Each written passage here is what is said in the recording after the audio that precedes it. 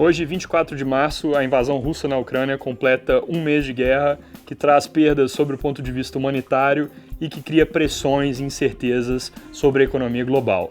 Mas você sabe quais são as consequências desse conflito para o Brasil? Eu sou o Pedro Renault, economista do Itaú Unibanco, e nesse vídeo eu comento as principais consequências do conflito para a economia brasileira hoje.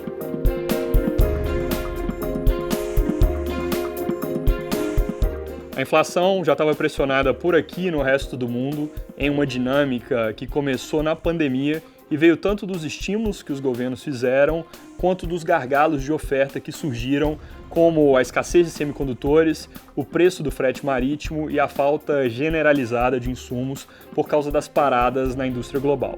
Agora, o conflito entre Rússia e Ucrânia gera mais pressão inflacionária, porque ambos são importantes produtores de commodities e ficam com dificuldade de ofertar esses produtos, seja por causa de sanções, no caso da Rússia, ou seja pelo conflito em solo local, no caso da Ucrânia.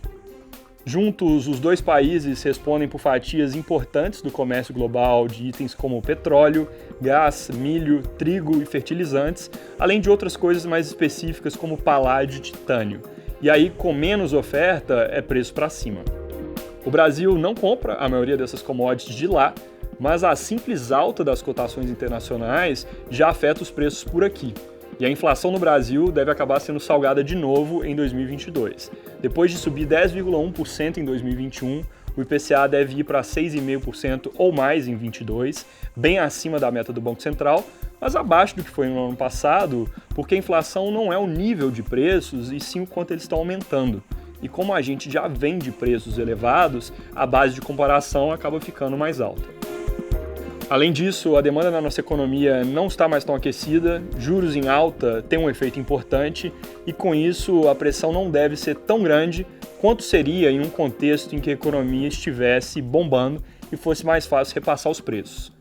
Falando sobre juros, inclusive, esse é um contexto em que o Banco Central deve subir a Selic ainda mais, pisando mais no freio para evitar que esse choque se propague para o futuro, com uma taxa Selic que deve chegar em breve a 13,75% ao ano.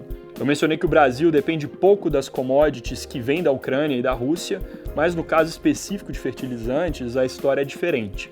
A Rússia é a principal fonte das nossas importações de fertilizantes, e isso pode ser um problema para a próxima safra a ser plantada lá para o meio do segundo semestre e colhida no ano que vem.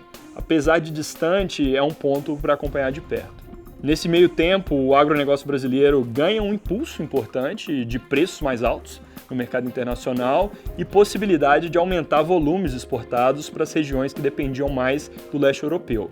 Para quem exporta, o cenário fica mais positivo, mas para quem só produz para o mercado local, o quadro é mais desafiador por causa da dificuldade de repassar aumentos de custos para o consumidor.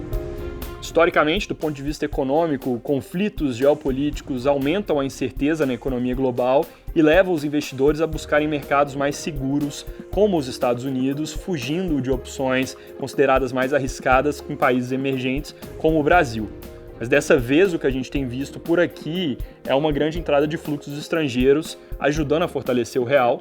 E isso vem da taxa de juros alta, que deixa o investimento em reais mais atraente, mas também de uma certa leitura de que o Brasil é um porto seguro entre países emergentes nessa crise.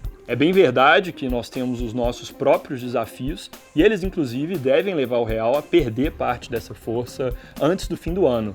Mas no curto prazo, economicamente falando, nós temos nos beneficiado da pouca exposição direta à Rússia, do impulso vindo de preço de commodities e de uma bolsa que parecia barata em dólares aos olhos do estrangeiro.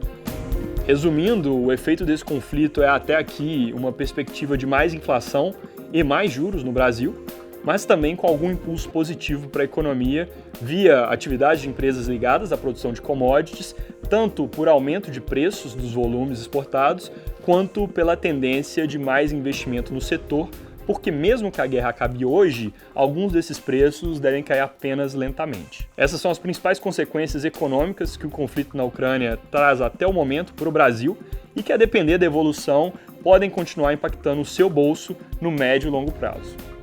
Se você quer saber mais sobre esse e outros assuntos relevantes no mercado, é só se inscrever no canal, acionar o sininho de notificações e mandar suas dúvidas nos comentários. Até a próxima!